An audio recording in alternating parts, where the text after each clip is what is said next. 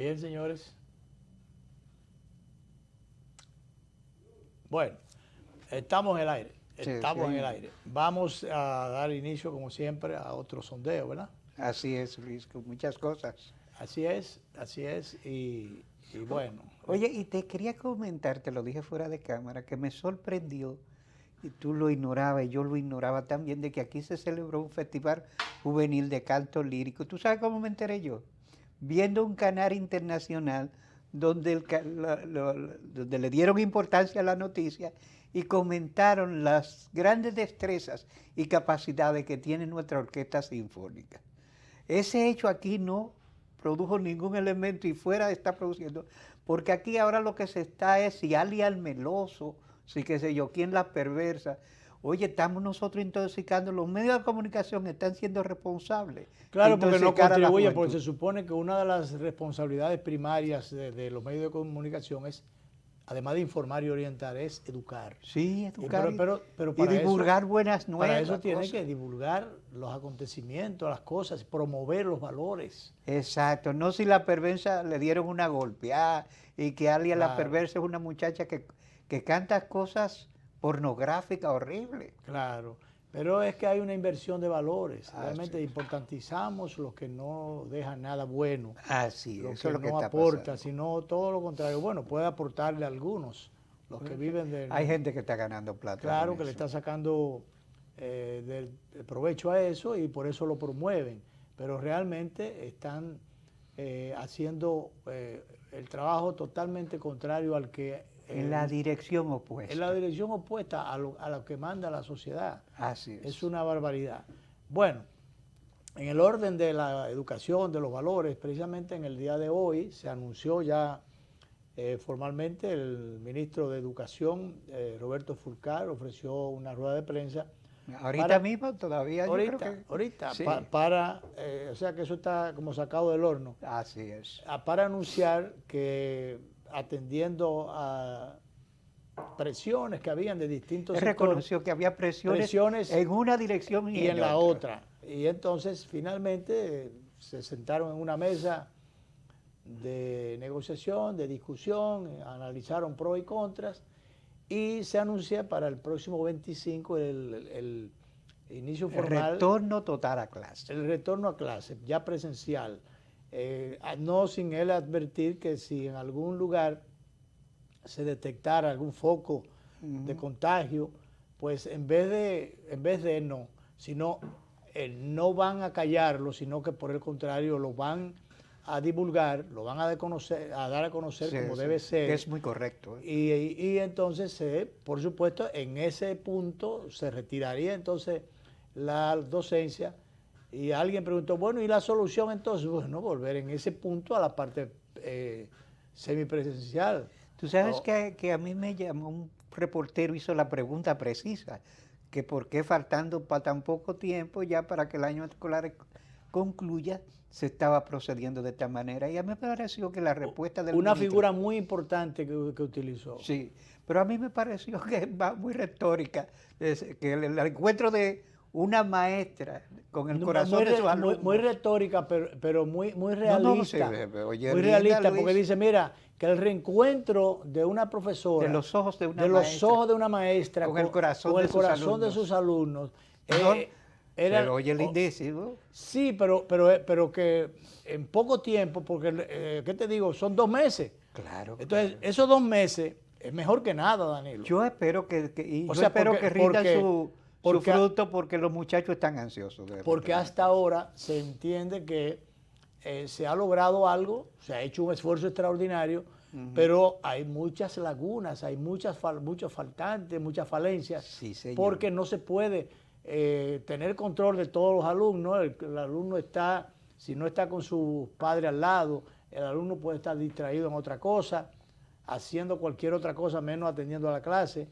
Además de que no es lo mismo la explicación, tú que eres maestro, que eres educador, sabes lo positivo, lo que significa la presencia con el estudiante allí, cuando requiere de una explicación, de una ampliación, de una aclaración, pues no es lo mismo sencillamente a través del aparato electrónico no le puede decir dar la respuesta el profesor. Entonces, no es lo mismo, no es lo mismo. Pero por eso, como ya está tan avanzado el año, faltando apenas 2 meses algo, dice él que entonces, por esa figura que utilizó de que los ojos del profesor y el corazón del estudiante, en una sola oportunidad que se viera. Así que eso no tenía precio, eso no tiene precio. Y es verdad que no tiene precio. Claro que entonces yo creo que él, como educador que es, sabe lo que eso significa y fue muy buena respuesta. Entonces por eso es que hay que aprovechar los 2 meses o 2 meses y días que quedan. Que ojalá les aprovechen bien, sobre todo porque la mayoría de los estudiantes tienen una ansia terrible de reencontrarse en las aulas. Claro, y salir de ese encierro a que ahora hay un poquito más de libertad. Pero recordemos que en principio era un encierro absoluto que tenían los niños.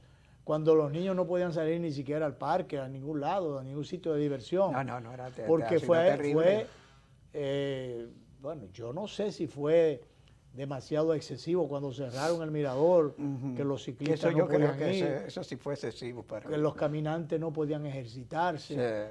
Cuando cerraron el parque, ¿cómo es que se llama el Parque de las Luces? Parque Iberoamericano. Iberoamericano, en la Bolívar, que cerraron. Entonces cerraron ya no solamente los equipos, el uso de los equipos, sino también en el interior, y la gente comenzó a caminar en las aceras del lado afuera. Que entonces era un amontonamiento de personas ya fuera del ambiente propiamente natural. Que adentro estaban mejores, por el aire, por todo. Danilo, adentro hay espacio suficiente. Claro que sí. Y hay además el aire puro, o menos contaminado, que pasándote los vehículos por el lado, y además topándote o topetándose prácticamente los caminantes o los que se ejercitaban allí. Yo dejé de ir, definitivamente. Y incluso me he quedado caminando en el patio, en el entorno de la casa, porque hay un espacio bastante amplio o suficiente para uno.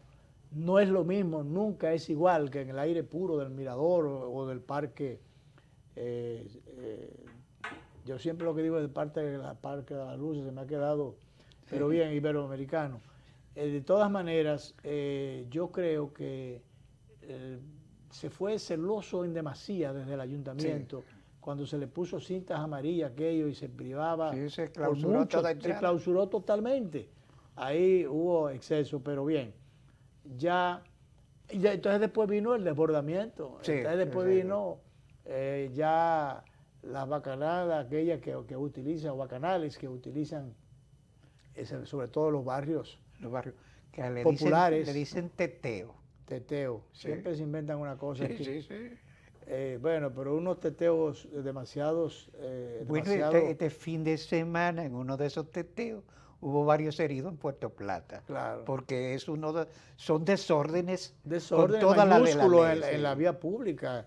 Y sin respeto de ningún distanciamiento. Sin respeto de distanciamiento, sin mascarilla, sin nada. Intercambiando juca y... Bueno, una cosa tremenda. Yo lo veo cuando voy al interior, que paso a veces por donde hay colmadones. Por ejemplo, en Sabana Larga, en mi provincia, Ocoa. Eso da pena. Cuando tú ves a determinadas horas, los fines de semana, desde la tarde, eso lleno de juventud, tomando, hablando. Nadie con una mascarilla. Eso es una cosa... Imagínate, y después de varias botellas de cerveza, ya son abrazos y todo se pierde. Entonces, por eso realmente el grado de contaminación que ha habido, de contagio que ha habido, que siguen. Ya ayer decían que habían, no sé en qué tiempo habían había un reporte de 10 nuevos fallecidos. Porque los contagios siguen, Así es. Los contagios siguen. Uno se entera a través de las iglesias, a través de las redes, de los amigos, de una u otra forma, que murió fulano, que está interno fulanito, que el hijo falleció, pero lo que pasa es que eso como que se ha convertido en algo tan normal que hasta el miedo se le ha perdido. A mucha gente le han perdido el miedo. Entonces yo recuerdo, y pongo como ejemplo, el caso de una vez que apareció un joven, ya fornido él, con otros amigos bañándose, estaban en un balneario, en un río por ahí, relajando con eso. Y resulta que el COVID lo agarró, Sí. y lo agarró de mala manera, y entonces después tuvo que dar sus testimonios, no el falso testimonio, sino el real testimonio De lo que le había de pasado. lo que le había sucedido, y entonces eso servía como elemento de Bueno, Luis, acuérdate de motivación o de freno, poniéndose él de ejemplo, para que aquellos que se alocan trataran de aguantar un poco. acuérdate que lo primero contagiado fue en una boda de Punta Cana, Sí. que el motivo fue justamente bromear con el COVID-19 y que la fiesta del COVID-19. Claro, no, y mucha gente que puso eso en entredicho y que Sí. no, que el COVID. Y por ejemplo, los muy religiosos, iba a decir que a veces algunos que caen en Mucho, en el como los más fanatismo, creyentes. creyentes, o de un lado o de otro, Ujú.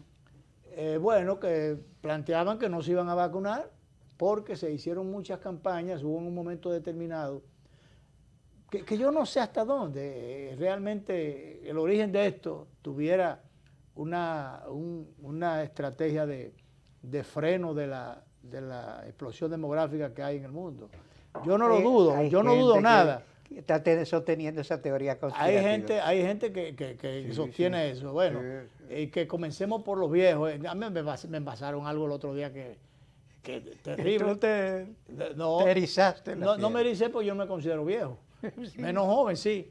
Pero bueno, que el asunto es comenzar a sacar de circulación Un desmoche. una especie de desmocho o de raleo, como se llama, Sí. se usa Sí. en el campo para cuando hay mucha vegetación, Sí. muchos árboles, uno chocando con otro, masificado, que uno entorpece en el desarrollo del otro. Entonces, bueno, tú haces un raleo que es un entresaque. Sí. Entonces, yo no descarto nada, No. porque realmente como aquí se ha comercializado, en el mundo, la humanidad, se ha comercializado tanto las cosas, la medicina, todo ha sido, la medicina es un comercio en sentido general. Tú te puedes encontrar un médico serio como José Joaquín Puello y algunos amigos que Sí, tenemos, sí. Félix Iglesias, el doctor César Mella y algunos, el doctor Escaño, para tú citar Sí, sí. algunos conocidos por lo menos, pero lo que hay es muchísimo sinvergüenza. Todos esos laboratorios muchísimo. El doctor- farmacéuticas operan con criterios mercuriales. Y hablando de serio, el doctor García Ramírez, mi médico, Sí. mi médico de muchos años, pero hay mucha gente seria y hay mucha gente buena, pero hay mucha otra gente que vive de promover los medicamentos. Señores, cuando usted vea un consultorio, si tú quieres comprobarlo, con los que han ido, tienen la necesidad en algún momento, para que ustedes vean la competencia que hay entre los visitadores a médicos Sí. y los pacientes. Entonces, lo van intercalando, porque antes lo ponían, en principio, los ponían a esperar mucho. Pero después cuando le cogieron los médicos el gustico al asunto, que le llevan nuevos medicamentos, Sí, y ellos verdad. saben que la promoción de esos medicamentos pueden... Y estoy hablando de algo que es 100% verdad, No, sino inclu- 200%. Incluso laboratorios le ofrecen fiestas Entonces, a médicos. le ofrecen viajes, Sí, le ofrecen fiestas. le ofrecen dieta Sí. y porcentajes Claro. de ventas. Entonces, por eso tú ves que van entrando, van intercalando, que me perdonen los amigos médicos mercuriales, que me perdonen, pero que son muchos los que hay. Otros, bueno, tratan de ver cómo andan los avances dentro de la medicina y la ciencia, pero hay otros que son sencillamente porque son puros o vulgares mercantilistas o mercaderes de la medicina. Y entonces te están cambiando la medicina cada rato, que ensayando y qué sé yo, pero no, es que están promoviendo un nuevo producto para introducirlo al mercado. Así es. Muchas veces ni siquiera saben todavía los efectos positivos o negativos que eso produce. Pero nada, va el visitador a médico y le promueve y le presenta las virtudes, las bonanzas de ese medicamento. Y entonces comienzan, al primer paciente que llega, se lo recetan y por montones. Como los benditos estudios, y eso es verdad, que esa es otra cosa que aquí el Ministerio de Salud Pública debería investigar en algún momento y meterle el mocho a eso que estamos diciendo. porque aquí hay temas que en un momento determinado a alguna gente, por irresponsables que son, o timoratos, o temerosos, no le entran el diente. En algún momento era el tema militar, dije que no, ¿qué me importa a mí de que el tema militar? Yo no tengo tema prohibido. El tema militar se está usando desde hace tiempo como un fantasma para asustar. Un chantaje para asustar. Y después, bueno, el tema médico, porque los médicos son muy serios y son necesarios. Sí. Por eso, bueno, yo como trato de consultar con médicos amigos, que no me van a matar. Van a hacer lo posible por mantenerme vivo. Yo tengo médicos amigos y como tengo un hijo médico, claro, ya me siento más protegido. Pero, por Dios, realmente se ha mercantilizado como la comunicación social, para que no me digan, sí. y los comunicadores, una cantidad de sinvergüenza. Sí, una cantidad de sinvergüenza que se ha metido a comunicadores, ¿verdad? Entonces, hay de todo, la sociedad. Incluso, Luis, con esto de las redes, el YouTube, tú te encuentras que cualquier muchacho que ni siquiera sabe el ABC de hacer muchacho o muchacha salen a preguntar y hacer cosas y hacer reportajes que en realidad ineducan. Claro, no, al contrario, con muchísimas obscenidades, muchísimas cosas, unas palabrotas. Mostrando lo peor. Y entonces también con el uso de las redes para muchas muchachas que quieren promoverse vendiendo determinadas cosas y sobre esa base se convierten en tendencia. Se están haciendo las dos cosas en el caso de esos comunicadores. Presentan que entrevista y presentan a una muchacha en panty ahí. Claro. Entonces, cometen barbaridades. Tú recuerdas, y las hacen famosas. Sí. Una ciudadana, porque comienza a decir que ella es una chapeadora oficialmente, que ella es una chapeadora, que ella ha chapeado muchísimo. Y que lo de ella cuesta. Y lo de ella, que yo qué cosa, y se promueve como tal, y se presenta como le da la gana, y bueno, y que ella está chapeando a fulano, o que ella no está sola, y que ella está bien acompañada, y 20.000 cosas. Y bueno, la meten en las redes, y la meten en la radio, y las convierten. Bueno, hay otra que haciendo la figura para tener impacto negativo y de mucho daño en la educación. Claro, entonces hay otra que, bueno, en aquella famosa cierre que hubo, ¿cómo era que se llamaba el tema de la toque de queda? Se aparece con un traje de brillo que va para una fiesta y dice, ¿por qué usted está en la calle? No, yo voy a fiestar. Y dice, pero ¿por qué usted está en la calle y fiestando? No, pues yo estoy autorizada. Y resulta que le comprueban que bueno, ella tiene un permiso, pero se la llevan como quiere y se hace un escándalo y de ahí está en los medios y ya está pegada. Sí, de ahí se pega porque... No, porque son profesionales del escándalo, Luis. Profesionales del escándalo, venden el escándalo y se venden dentro del escándalo. Sí. Y bueno, entonces hay de todo. Y entonces en ese eso comenzamos quejándose. Sin embargo, muchachos que están cultivando el canto, las cosas ni le dan importancia. Pasan desapercibidos. A eso no se le da apoyo. Entonces, bueno... decíamos de la medicina, se ha cualquierizado, de ahí se ha perdido mucho el compromiso hipocrático que tiene, juramento hipocrático que hicieron muchos médicos. Eso se lo pasan por ciertos sitios que no le da el sol. Y entonces realmente hay de todo. Hay de todo, por eso la sociedad está tan sucia, tan contaminada. Es un relajo todo, entonces se ha relajado con la medicina. Y decía, donde iba a caer con esto, cuando comencé a hablar que comencé diciendo que alguna gente no quería vacunarse, porque entendía que lo primero que vi fue a un sacerdote que estaba hablando de estas cosas, y tanto sacerdotes como evangélicos son líderes que mueven mucha gente y consiguen y concitan mucha atención y muchos seguidores. Bueno, pues se comenzó a hablar de ese tema y yo conocí a muchos religiosos que no estaban por vacunarse. Algunos todavía están reticentes, otros ya lo han hecho. Bueno, precisamente sabiendo lo que tenía entre manos, y lo renuente que es mucha gente, tratando de hacerle un servicio a la sociedad en sentido general, el Papa Francisco pues se puso su vacuna. Sí. Eso fue una forma de llevar un ejemplo, así como lo hizo el presidente de la República en algún momento exhortó y dijo que en su momento él se anunció que él iba a ser el primero, pero después, como había un calendario por edades y tenemos un presidente joven, él tuvo que aguantarse. Entonces ya lo hizo la vicepresidenta, lo hizo su esposa, la primera dama, y bueno, pues así mismo el Papa lo hizo como una forma de crear confianza. Tú sabes que yo siempre recuerdo cuando yo estaba con los jesuitas, había un jesuita, un hombre de mucho criterio, que cuando le ponía decía, mira, hay que dejar la mano del... Mira, el Altísimo está muy ocupado, vamos a ayudarlo, vamos a ayudarlo. Y entonces, en este caso yo creo que...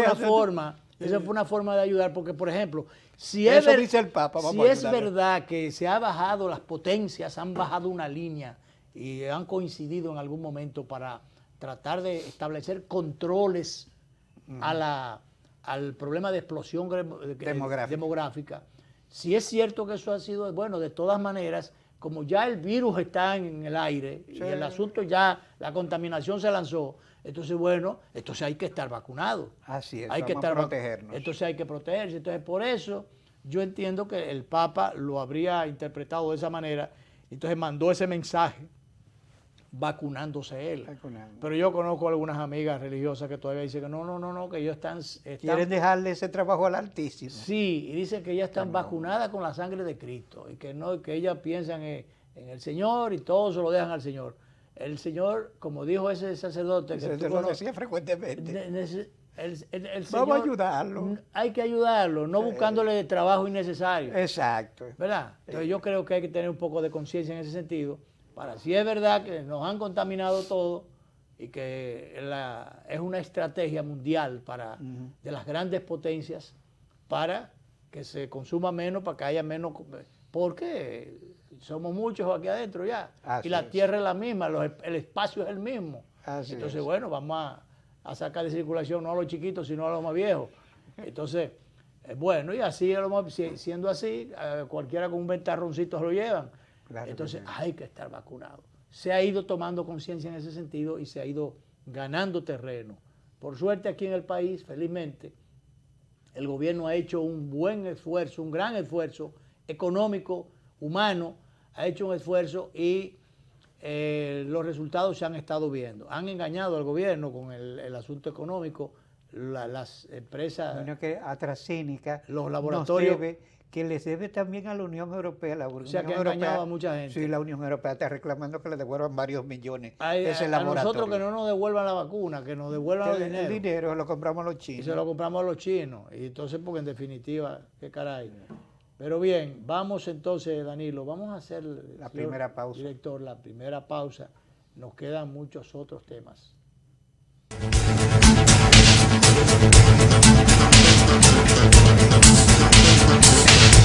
Somos el primer banco dominicano con 80 años de historias en las que ponemos todo nuestro corazón en servir y ser parte de los sueños de todos los dominicanos. Historias que son ejemplos de voluntad de todo un pueblo, de emprendedores, de visionarios, de fajadores.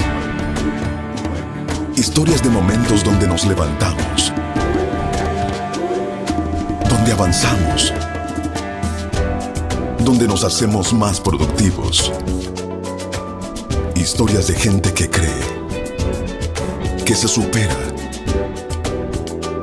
que proyecta nuestra cultura, que nos representa, dispuesta a construir nuevos caminos. 80 años sumando historias que nos llevan a nuevas fronteras, como el inspirador de la voluntad de todo un pueblo. Banreservas, el banco de todos los dominicanos.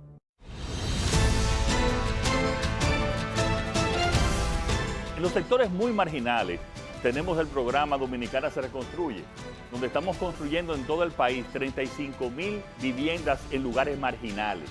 Hemos contratado, señores, 20 millones de vacunas. Oigan bien, 20 millones de vacunas, de las cuales son 10 millones de AstraZeneca, 8 millones de Pfizer y 2 millones que es por el sistema COVAX de la Organización Mundial de la Salud, que son de una canasta de todas las vacunas. Con esa, de manera gratuita, vamos a vacunar a toda la República Dominicana. Estamos trabajando y estamos cambiando.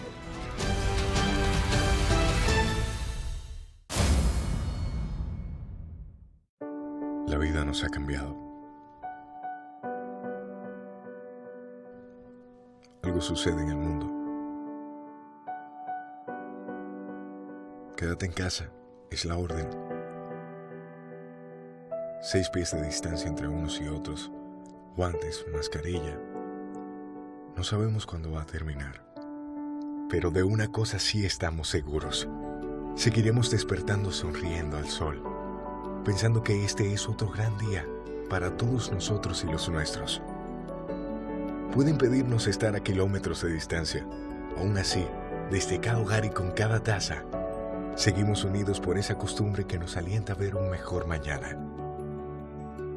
La vida nos ha cambiado, sí, pero lo mejor de lo nuestro, eso siempre permanecerá.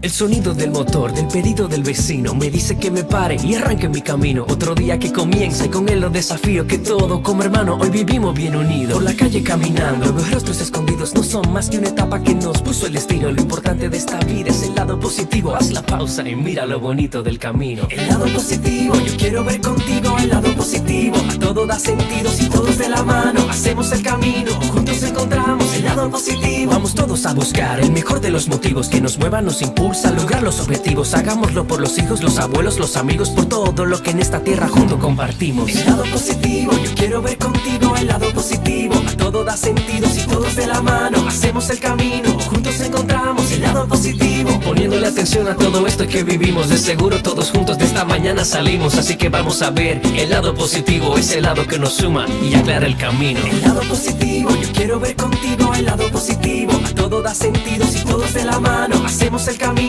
Juntos encontramos el lado positivo. Desde el lado positivo, los retos se ven como oportunidades que juntos podemos superar. Popular, a tu lado siempre. Hey, abuela. Familia, ¿cómo estás? ¿Cuánto tiempo? Disculpen, entré rápido, pero me tengo que ir a hacer unas transacciones al banco, así que hasta luego. Pero ni yo salgo a la calle para eso. Ponte adelante, mi niño. Usa la banca en línea. Vale, búscate para la calle. No te expongas a la COVID. Utiliza la banca en línea. Así te proteges a ti y a los tuyos porque evitas salidas innecesarias. Pregunta por las opciones disponibles en tu entidad y realiza tus transacciones a cualquier hora. Señores, yo no me vuelvo a perder una reunión familiar. Yo estoy activado, yo resuelvo en línea. Ahora sí. Superintendencia de Bancos. Si es imprescindible que vayas, toma las medidas de prevención recomendadas. Nuestro propósito es estar cerca de ti, escuchando tus preocupaciones, viendo tus necesidades, estar cerca de ti para dar soluciones.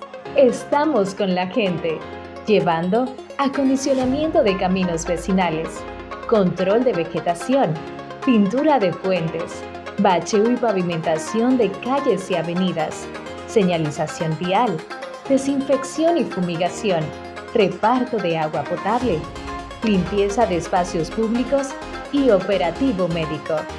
15 días en cada provincia del país, porque el Ministerio de Obras Públicas y Comunicaciones está con la gente.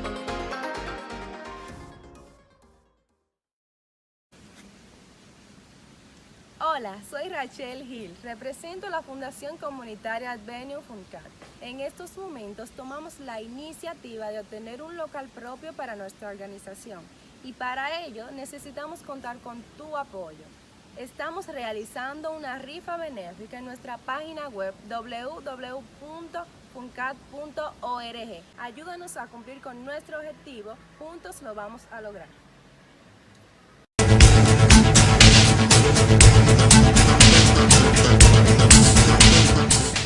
Señores, seguimos entonces el desarrollo del sondeo de este día. Danilo, el tema impositivo de la reforma fiscal. Bueno, es un tema caliente. Ahí hay, algunos dirían que un palo acechado. La autoridad fiscal diría, impositiva, diría bueno, que aquí no. se estaba preparando un paquete de reforma. Sí, esa es otra cosa, se está preparando eso, pero lo cual yo creo que en su momento habrá que dejarlo enfundado, ¿eh? Pero bueno, sí. Se ha estado trabajando en eso. Recordemos que el gobierno anterior, que habló de los pactos eléctricos, fiscales, que tuvo que engavetar eso. El fiscal se quedó engavetado. Y bueno, los gobiernos le han estado dando de largas, dándole de lado, porque es odioso, y eso es un tema que más que técnico, es un tema político. Es un tema político y social.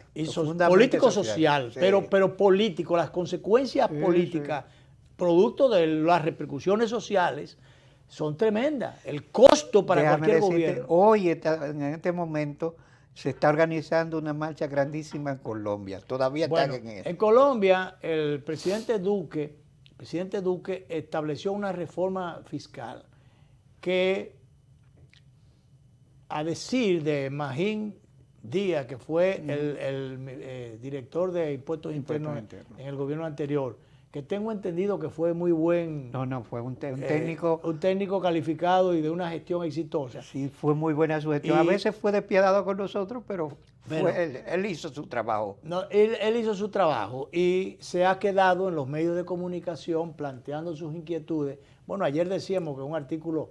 Él decía que es un poquito difícil y que por la connotación política que esto tiene, incluso piensa, la figura que utilizó fue que los presidentes Danilo Medina, Hipólito, Leonel y el presidente titular, Abinader, deberían tomarse un cafecito.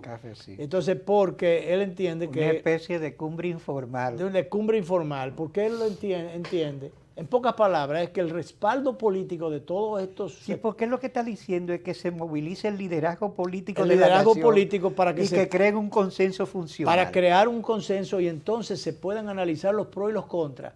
Porque muchas veces las medidas no son tan malas, pero cuando comienzan a torpedearse, a bombardearlas, a desacreditarlas. ¿Y quiénes las pueden desacreditar? Bueno, la oposición política. Si tú comienzas a decir que esto es malo y que aquello no sirve y 20.000 cosas más, sabiendo que es necesario en un momento determinado y que lo que hay. Por ejemplo, en el proceso de vacunación actual, lo primero que yo, si me respeto, debo reconocer o comenzar reconociendo es que ha sido exitoso y que el gobierno ha hecho un esfuerzo extraordinario. Pero ha hecho muchos sacrificios. Pero ¿qué hace? Eso tiene que hacerlo los sectores de sociedad civil, los sectores independientes o más o menos independientes, o los sectores que no le tienen a la lengua amarrada, o que no tengan compromiso con su lengua. Así es. Entonces, actuando con responsabilidad, entonces reconocen que tales o cuales cosas son acertadas y son las correctas, o que tales o cuales cosas que no se están haciendo hay que hacerlas. Y entonces, por eso, una medida de esa naturaleza, el establecimiento de una reforma fiscal, tiene que ser el producto de un consenso para que se midan los pros y los contras y que en el camino no se trate de desacreditar y que entonces los efectos sean mayores o más contundentes contra la población. ¿Qué resulta? Yo me temo que que los políticos muchas veces indolentes, los políticos no, los técnicos muchas veces solamente, no iba a decir indolentes, pero los que están mercantilizados son los indolentes. Muchos técnicos son técnicos nada más y en ese sentido son cuadrados. Ellos no tienen olfato político. Yo recuerdo una vez cuando en un gobierno, no recuerdo si fue de Leonel Fernández, saliendo del Hipólito, que un economista muy famoso que hay aquí, que le hablaba, el Fondo Monetario recomendaba aumentar la gasolina. Sí. Él recomendaba aumentar la gasolina. Entonces dice, pero ven acá, ¿por qué tengo yo que meterme en ese lío? Dice el gobierno, el titular del gobierno de turno, que eso fue un tema que yo estuve cerca cuando se estuvo conversando eso. Y dice, ¿por qué tiene el gobierno que acoger esa recomendación? Que era una recomendación desacertada, peligrosa, y no le hicieron caso. Como una vez el Fondo Monetario le hizo recomendación al presidente Fernández tomar tales o cuales medidas y no hizo caso. Dijo, no, pero eso es imposible. Tú sabes que hay productos que son sensitivamente políticos. Por ejemplo, en Japón, el productor de arroz japonés produce el arroz más caro del mundo, pero eso es parte de su cultura y de sus necesidades. Y entonces el Estado japonés prefiere pagar ese alto costo para los productores locales. Un subsidio. Sí, sí. Entonces, bueno, de todas maneras, el tema está en que el gobierno es muy probable que se vea compelido, se vea obligado a buscar, a arañar por ahí, a buscar, tomar algunas medidas que estén inclusive, o sea, no formalizarlas como medida fiscal, pero que en definitiva se les clavan en la costilla y en los bolsillos a determinados sectores de la población. Había algo que ya estaba aprobado, fue aprobado, tengo entendido, en el gobierno, uno de los gobiernos del presidente Leonel Fernández, pero que precisamente por las implicaciones sociales que tenía y el costo político que podría derivarse, eso se aguantó, se convirtió, creo que en ley, y se aguantó, no se aplicó. Bueno, pues ahora el gobierno, dentro de los apuros que tiene, porque es verdad que tiene apuros económicos, claro. porque se está gastando mucho y no está entrando tanto. Sí, sí, sí. Entonces se ha visto en la necesidad de desempolvar esa disposición que ya estaba allí, de aplicarle un 2% a las hipotecas de las operaciones que se hacen a través de compra y venta a través de la banca. Bueno, pues que resulta que tú sabes que cuando tú compras un inmueble, un apartamento, una finca, cualquier cosa de esa, y tú la vas a cambiar de dueño, tú tienes que, se hace una transferencia, un acto de venta y una transferencia, y para transferirla tú tienes que pagar un 3% al Estado a través de la DGI. Eso es entendible. Usted vendió, usted compró, el comprador tiene que pagar ese 3%. Bueno, pues resulta que ya se le había establecido un 2% a las hipotecas. Una especie de gravamen. Gravamen al préstamo. ¿Qué pasa? Que se había aguantado, empolvado eso allí, o guardado allí. Parece que eso cogió mucho polvo, pero entonces ahora lo han desempolvado. Es un 2%. Entonces tú le sumas, y bueno, en ese sentido se emitió la DGI le mandó a... Y Luis, eso es un poco paradójico porque se está incentivando la construcción de viviendas. Y ayer se aprobó un proyecto de ley que crea el Ministerio del Hábitat y la Vivienda. Bueno, pero bueno, es así, pero que una cosa no tiene que ver con la otra, porque esto es fiscal y esto es buscando cuartos. Sí. Y además ya eso estaba allí. Y como se quiere torear el asunto de la reforma fiscal, que ojalá que no se aplique eso, pero se está toreando, eso no está se le está sacando el cuerpo. Entonces se ha desempolvado esto que está allí. Eso no ha sido derogado, el 2%. Entonces, bueno, tú le sumas al 3% de la transferencia que hay que hacer, más de este 2% de inscripción a las hipotecas. Entonces, tú terminarías pagando un 5%. Ese 5% en el inmueble que tú compras, pues puede sencillamente ser bastante tortuoso para el ciudadano que vaya a realizar cualquier tipo de operación. Pero, de todas maneras, hay una disposición en ese sentido, una intención, y el ministro Paliza, que es ministro administrativo de la presidencia, afirma que los técnicos analizan si es procedente recurrir a una reforma. Que no se lleven de los técnicos porque no tumben el gobierno. A veces los técnicos secos no piensan en elementos colaterales. Aunque no estén sacudidos. Se mojan. Quizás porque no están sacudidos. Sacudidos y qué sé yo. Bueno, y medidos por buen cajón. Y medidos por buen cajón. Si solamente son secos, pueden crearle un gran problema al gobierno. Ya sabemos, como tú decías, el tema de Colombia. El presidente Duque estableció las medidas, como decíamos ahorita, que algunas de ellas, decía Magín Díaz, que eran positivas muchas de ellas y eran recomendables, pero sin embargo, la gente... La credibilidad, no tenía el gobierno la credibilidad. La credibilidad, no, y que la gente a veces no cree en una ni en otra. No creen nada, no creen cuentos. Y por más racional que sean, no las entienden ni las aprueba. Bueno, se tiró el pueblo a la calle, le prendieron fuego al rancho, a la pradera, y en las calles están, no han salido de las calles. No, todavía. Entonces el gobierno retiró. Mira lo difícil que es después cuando tú tienes que estar dando marcha atrás.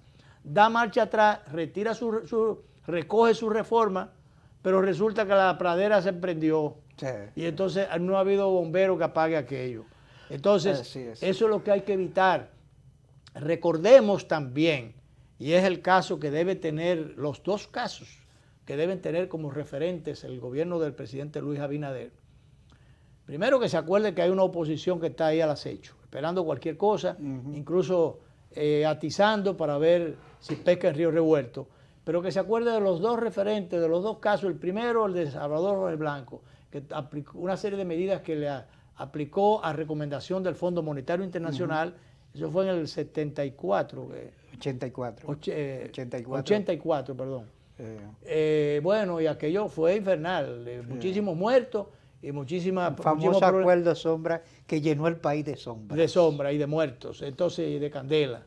Y eso fue recomendado por el Fondo Monetario Internacional. Y se entienden, o dicen, o dijeron esa vez los entendidos en economía, que era necesario porque eso era para organizar. Después, cuando Balaguer vino, ya encontró las medidas tomadas, que había que tomar, las encontró tomadas, y no tuvo que echarse esa papa o esa cuava encima.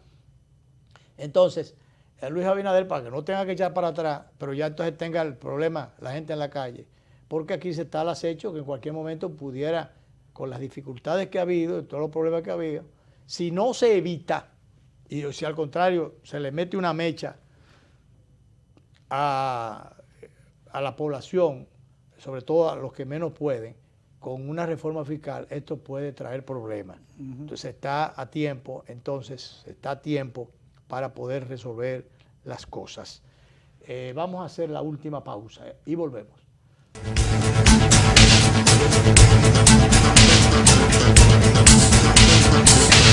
Impresionante. Yo siempre hacía todo en la sucursal tradicional y en esta aprendí que puedo hacer muchas cosas desde mi casa. Incluso me invitaron a una charla de finanzas con propósito para aprender a manejarme financieramente. Soy un duro ya. Solo usaba Telebanco para consultas. Pero hoy aprendí a pagarlo todo usando el app y te pago. En una mesa con diferentes celulares, tabletas. ¡Una maravilla! Ven a vivir la experiencia de la banca del futuro. Centro Digital Popular, Downtown Center, tercer nivel. Popular, a tu lado siempre.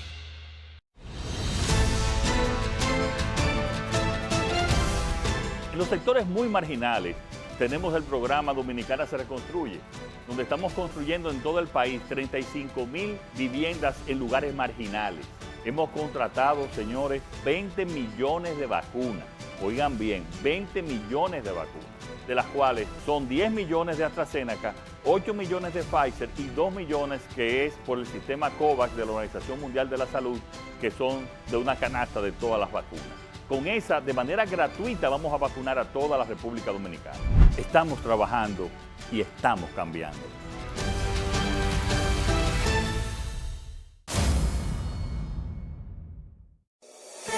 En Banreservas seguimos apoyando la voluntad de quienes se unen para crear progreso en sus comunidades.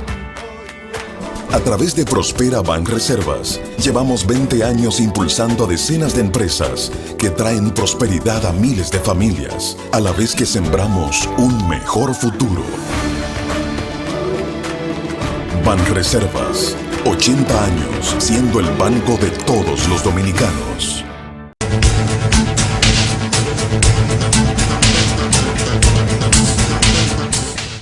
Bien, bueno, dice aquí un técnico, un especialista, Eric Fournier, embajador de Francia en República Dominicana, dice: la crisis mundial del agua no es un fenómeno por venir, ya está aquí. Ya está aquí, sí. Incluso nosotros hemos tocado muchas veces el tema de que nosotros en esta isla tenemos recursos de agua limitada y que debemos preservarlos. Tú eres un patrocinador de presas para preservar agua. Pero claro, porque es que realmente aquí se pierde un gran porcentaje todavía del agua que cae y se va al mar. Y el agua que se va al mar se liga y se sala igual que la otra. Se pierde. Y se pierde. Entonces eso hay que aprovecharlo, ese potencial que se tiene, ese recurso que se tiene. Se está organizando para, creo que el 14 de junio, a propósito del 14 de junio, se está organizando un evento que tiene que ver con justamente buscar políticas adecuadas para el manejo del tema agua. Dice aquí diagnóstico y soluciones para el sector agua en República Dominicana, donde se anunció que el 14 de junio se lanzará a la consideración de la sociedad civil un pacto nacional por el agua. Entonces, esto viene a colación porque otro de los técnicos dice que casi el 100% de los ríos que tenemos se han convertido en cloacas. Sí. Tú sabes que la primera vez que yo fui a los Estados Unidos, pero en Nueva York, mi familia vive cerca del Little River, hace un año, 2 años. Cuando me dijeron que ese río, que es tan bonito, ¿no? El río del Este, estaba contaminado, yo dije, caramba, qué lástima, ojalá eso no llegue a mi país, y menos al Yaque, donde yo me bañaba, para mí era un mal. Y ya me he enterado que la gente no se debe bañar en el Yaque, que está contaminado, el Lozama está altamente contaminado. Y la mayoría en la de Isabela también. Todos nuestros ríos. O sea, ¿a dónde nos bañamos? El Sí. que se baña en río. Bueno, la mayoría de los ríos, aquí habla de casi el 100% de los ríos, o sea que casi todos están contaminados. Entonces se ha lanzado una voz de alerta en ese sentido. Hay una ley de agua que se está, ha dado mucha dificultad, hay muchos intereses encontrados. En algún momento eso se ha cogido con pinza porque se ha sospechado que se quiere privatizar el agua y ahí sí no podemos caer. Porque usted no puede, ni el agua ni el aire pueden privatizarlo. No. Porque la respiración en un momento determinado, el agua como la respiración es vida. Quien no respira se muere. Quien no toma agua se muere. Sí, eso es Entonces, cierto. Uno no puede permitir que relajen o jueguen con la vida del ser humano. Entonces, eso no se puede privatizar. Ahora sí, eso hay que regularlo. Mira, eso hay que controlarlo. Sí, el agua tanto para consumo humano, el agua potable, como el agua para los regadíos y de las siembras y los cultivos, esas cosas deben ser parte de nuestro proceso de seguridad nacional. Seguridad nacional, políticas públicas en ese sentido, para que no se produzca lo que más tarde o más temprano se puede o habrá de producirse si no hay los controles a tiempo. Eso de estar sin ningún control, permitiendo que se hagan pozos en las montañas, incluso muy próximo a las tomas de agua, a las cuencas, al nacimiento de los acuíferos, eso es una barbaridad. Eso es una barbaridad porque usted va a dejar en un momento determinado, va a dejar las partes bajas, las poblaciones, que es donde generalmente están los agrupamientos humanos, usted va a dejar eso sin agua. El agua viene de arriba, viene de la montaña, va bajando, se va desplazando, se va deslizando y llega a los llanos. Entonces, ¿cómo usted, si la intersecta en el camino, la intersecta en las lomas, cómo usted va a pretender que en un momento determinado usted va a tener agua allá abajo? Entonces, habrá que ir a buscar en las ticas a la loma. Entonces, la dificultad se va a hacer mayor, cada vez más creciente, es creciente y cada día va a ser peor. Pero no solamente por la escasez del agua ya como tal, por el producto de la depredación, de la deforestación, de la agresión a la naturaleza en sentido general, sino por la contaminación misma. Mira, dice aquí en este trabajo que se publica a propósito de esta advertencia, denuncia que se hace, dice aquí Gilberto Reynoso, pide hacer frente a esta problemática de manera responsable. Los que eran fuente de agua cristalina, como el Yaque del Norte, Yuna, el Lozama, el Nizao, el Iguamo, todo hoy son cloacas, son cloacas. Entonces, para sustentar su declaración, Reynoso argumenta que en el país apenas se regula cómo se colecta o se trata apenas el 9 o el 10% de las aguas residuales que salen de los hogares. O sea, el 9% de las aguas que salen de los hogares, que ya están convertidas en aguas descompuestas, aguas sucias, residuales, de como tú le quieras llamar, que tiene varios nombres. Entonces, eso da lugar a que esto te contamine las otras aguas. De hecho, dice el señor Reynoso que 1 litro puede contaminar hasta 8 y 10 litros.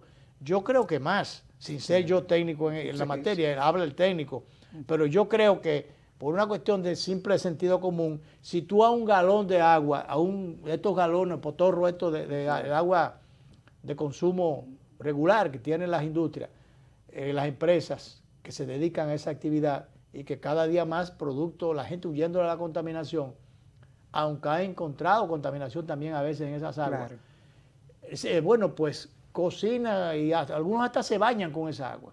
Y es un gasto tremendo, diario que tiene la gente. Bueno, que en definitiva, esas aguas... si tú le echas, aunque si sea 3 gotas... A un galón, tú le echas... ¿cómo va a decir que 1 litro contamina 8 litros? Tú le echas un solo litro a un galón de agua de eso. Sí, y ya se contaminó también. Contaminó toda. O como tú decías, hasta 2 o 3 goticas de agua decompuesta. Sí, señor. Entonces la contaminación va a llegar. Entonces, el problema es más grave de lo que se está presentando hasta ahora. Así es. Y de lo que la gente se imagina. Hay que buscarle, entonces tú ves al lado de estos ríos, o en la desembocadura de estos ríos, veo aquí en la gráfica que trae el periódico, unos amontonamientos de basura tremendos. Sí. Entonces, y tú sabes que aquí se ha puesto de moda y uno lo sabe, que gente le tira basura a las cañadas, la ensucia, y después ellos mismos salen a pedirle de que la limpien. Que la limpien. Cuando ellos ¿Qué es lo que hacen aquí? La cultura primero de los campesinos. ¿Qué era lo que hacía un campesino, Danilo? Te ponía una posilga a la orilla de un arroyo para que entonces las porquerías que iban bajando de ahí, de la posilga, el arroyo, las aguas se los llevaran y limpiar la posilga con el agua del arroyo. ¿Qué es lo que hacían? Y en alguna medida siguen haciendo, porque por lo menos no han resuelto los casos que ya se conocen o que ya se venían haciendo.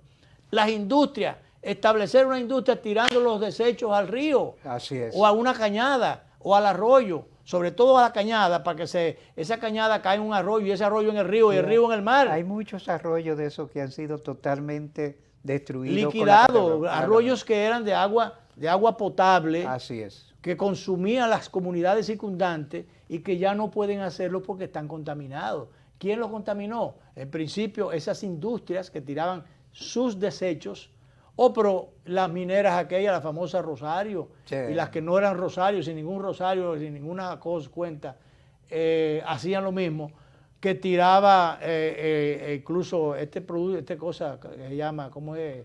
Que Mátalo se descubrió, que te pone el agua mamey, color rojizo, que a veces se posaban los pajaritos allí, ahí caían, goteaban. Y los peces. Y los peces, mataba todo eso. Eso es un crimen tremendo. Por eso se piensa muchas veces, es necesario el desarrollo minero, la explotación minera, pero hay que tener su cuidado.